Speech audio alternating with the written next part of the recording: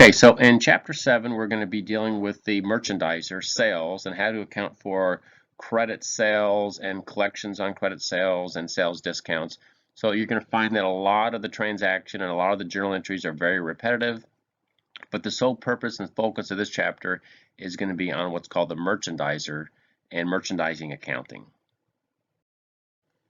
So a lot of the illustrations on this PowerPoint slide is going to be dealing with Max out sporting goods, which is right there, and it's a retail company.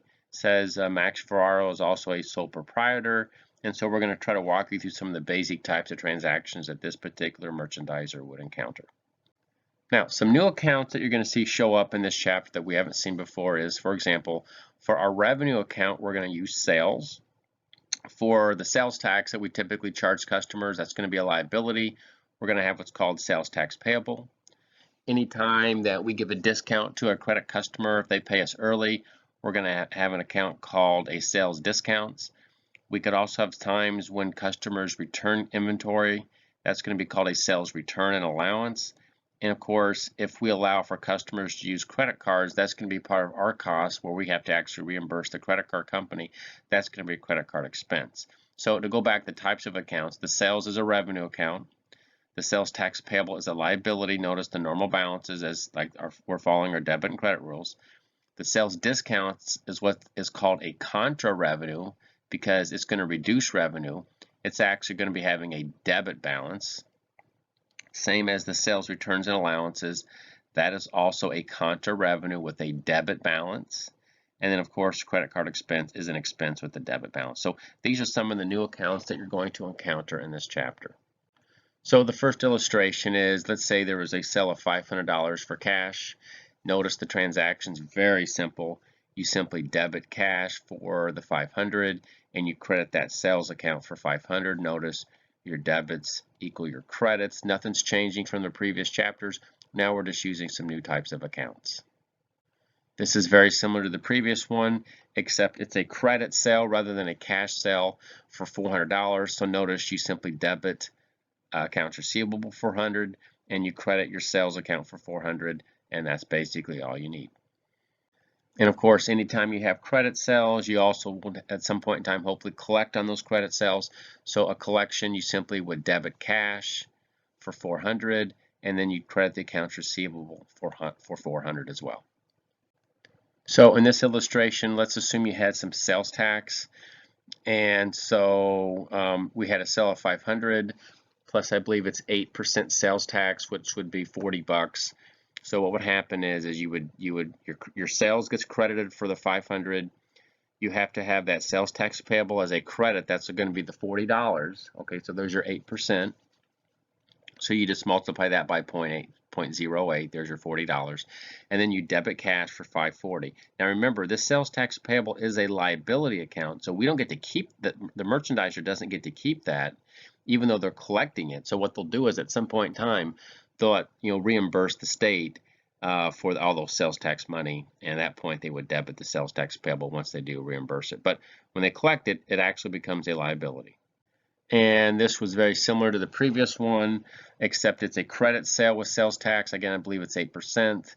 And of course, if the sale is $600, to get the sales tax, you would just multiply by 0.08. There's your $48 sales tax payable. Sales is the revenue part. There's your $600. That's the part that the company gets to keep. But to add them together to get your debits, it's going to be a total debit accounts receivable of $648. Now, sometimes this happens. You're all customers. We've all had this where you buy something and then you didn't like it, so then you take it back. So the merchandiser calls these sales returns or sometimes sales allowances if they give you a break on the price. And these are going to be, I'm going to write this again right here. These are going to be contra revenue accounts with a normal debit balance. That's going to be the normal balance because they're going to reduce the revenue. And we're going to go through a couple of transactions here to show you how those entries look like. So again, notice it's the normal balance is on the debit side. So we're just showing you, here's our T account debit balance here because it is a contra revenue.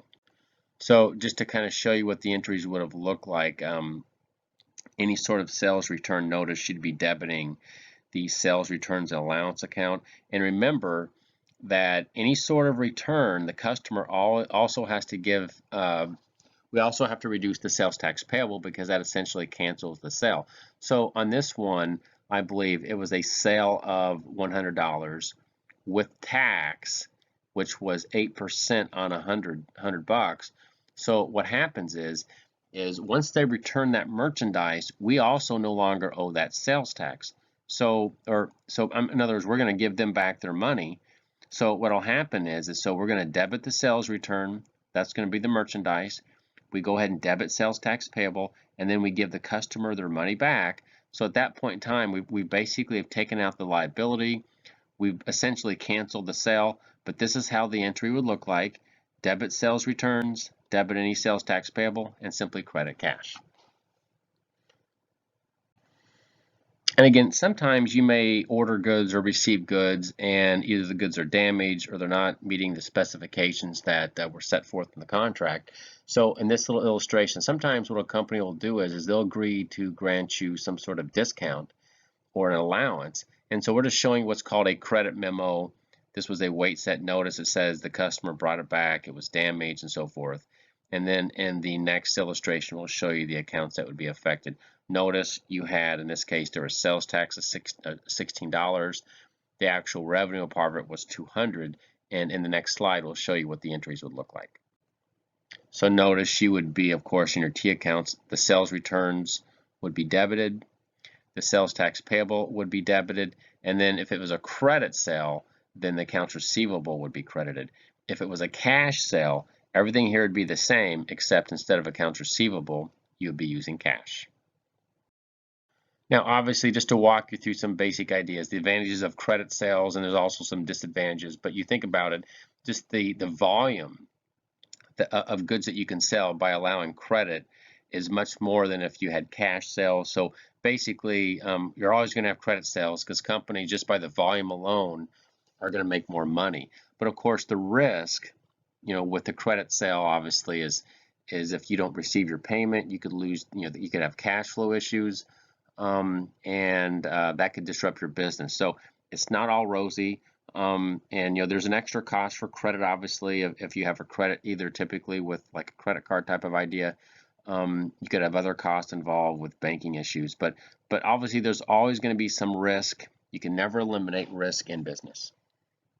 Now, in terms of credit card policies, obviously to encourage credit customers to pay earlier, sometimes you might extend what they call discount opportunities. Like you might say, we're going to give a customer a 110 or a 210 possibility in terms of if they pay early. Like for example, if you see 110 or 210 and 30, what that might mean is that if the customer pays early, like within 10 days of the sale, they could get a 1% discount off the price of the goods, or a 2% discount. And so companies like to do that just to encourage prompt payment. And remember, everything's been marked up, so they can afford to take some discount percentages off the price. They're still going to meet their margins, but the idea is if they can encourage the customers to pay earlier, once you get the cash, you've essentially eliminated the risk of non-collection. So walk you through some different types of credit sales, and obviously you might be thinking credit cards, but you're going to find out that essentially credit cards are going to be basically treated like cash. But we also have the open account type of credit where you do debit accounts receivable, and we'll walk you through some examples coming up on that.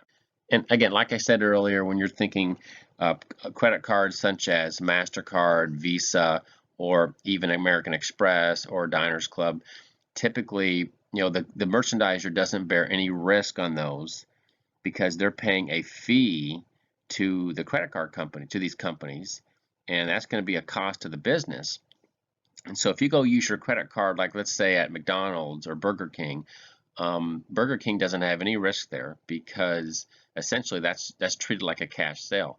The credit card company is the one that has all the risk, because if you don't pay your credit card balance, then of course, if you go bankrupt or you default on your credit card, the credit card company doesn't come after Burger King or McDonald's, they're going to come after you. So, but in order to do that, to make their money, these merchandisers actually have a processing fee. They pay MasterCard or Visa just to allow to use these types of instruments in their businesses. So just remember, MasterCard, Visa, when you see those types of credit card or those types of credit sales are actually treated just like cash. Now, regarding these fees, they can get quite costly. So notice on this one, so it's a merchandise, it's $900 being sold to customers using these Visa, MasterCard types of credits. It's 8% sales tax, that's the revenue. So the way that the bank calculates their fee of it, you actually take the merchandise sale, you multiply by the sales tax, you get $972. That's what's going to be swiped on the card. So what happens is that Visa or American Express or MasterCard, they're going to take 3% of that number, okay? So if you take 3% times 972, the credit card company actually gets $29.16, and so that's how much that the merchandiser has to reimburse to the credit card company. So out of this sale, the net take for them is only going to be $942.84. Now remember that regardless, you still have to pay back that sales tax to the state. So what the net effect of what happens is yeah, this is going to cost the company a little extra money to allow customers to use credit cards, but the account's going to be credit card fee expense for that fee. But that's how they calculate their money. That's why the credit card companies make a lot of money by charging these fees. And of course, this is what the journal entry would look like. Notice we're going to have a debit if this was a cash sale, or I'm sorry, notice it's treated like cash. I'm sorry. So notice you'd be debiting cash. You got the credit card expense. Notice the sales, that's your revenue. Notice sales tax payable. The total credits is pretty much the same, but you got to factor in the 3%. The 3% that was on the $972 times the 0.03. That's the credit card expense. So technically, our debit to cash is only $942.84. And obviously, different types of credit card companies have different policies and rules. I do believe that, like American Express, they typically have higher fees than others. That's why sometimes you don't see them used quite as much as the Master and Visa card, as their processing fees are a little bit lower. But I'll walk you through a couple of the transactions. The journal entries, they may look a little bit different, but the net effect is the same thing. So here's our example. It's going to be an American Express situation. It is a $1,000 sale on American Express. It's an 8% sales tax. And notice American Express is going to charge 7%. That's their fee, all right? So therefore, to calculate the amount that American Express is going to receive, it'll be the $1,000 plus the 80, which is the 8%. So it's 1,080 multiplied by 0.07, and they're going to show you that right there. So American Express basically gets $75.60 from this particular sales transaction if the customer is using an American Express card. And you can see how the accounting is a little bit different in terms of how they're recorded, but the net effect is really the same thing. So what the company does is notice they debit AR for 1,080, credit sales for 1,000, credit sales tax payable. That's just like the other ones. But then notice down here, once you've calculated the credit card fee expense, you debit that for $75.60. You're going to credit accounts receivable for the full amount of 1,080, and the plug number basically you back into is the cash amount to make your debits equal your credits. Now, some other issues we have to account for are discounts and collecting on the open account credit types of sales. And so we're going to walk you through a few of those transactions in the next couple of slides. So one of the basic tools that companies use is to get the customers to pay early, is they use this concept of discounts. And so you're going to walk you through, you'll typically something that says 110 or 210 or even 310. And then that's going to give the customer the ability to pay early and actually take some money off the price. It's going to lower your revenue, but at least you get the cash and it's going to reduce that risk. So notice in this particular transaction, it's a merchandise sale, and don't worry about there's no sales tax on these. So they're just not going to show you a sales tax on this one. But notice the terms for 110 and 30, which basically means if the sale took place on January 20th, as long as they pay us within 10 days, they can take up 1% off this $2,000. So notice they pay us on the 29th, which is within 10 days. So what you would do is you take the $2,000, multiply by 0.01, and that's going to be your sales discount of $20. You're going to debit cash for the $1,980, credit accounts receivable for $2,000. This is how you do a sales discount. Now, another way, if you wanted to kind of back into it the other way, think about it like this. If a customer is taking 1% off the price, the amount of cash that we're actually receiving is technically 99%. So if you wanted to take 2,000 and multiply by 0.99, that's the complement with 0.01, that should also give you the amount of cash that you're collecting. So usually the biggest issue that comes up in this chapter is there's going to be a return before you actually do a collection. So for example, if you had an original sale of 1,000 and then there's a return of 100, and then therefore the balance is 900, and then all of a sudden they pay us, the question always comes up, do you take the discount on the original sale or how much they owe you? And a lot of these problems, including the homework, you're always going to have a return, most likely a return before the collection.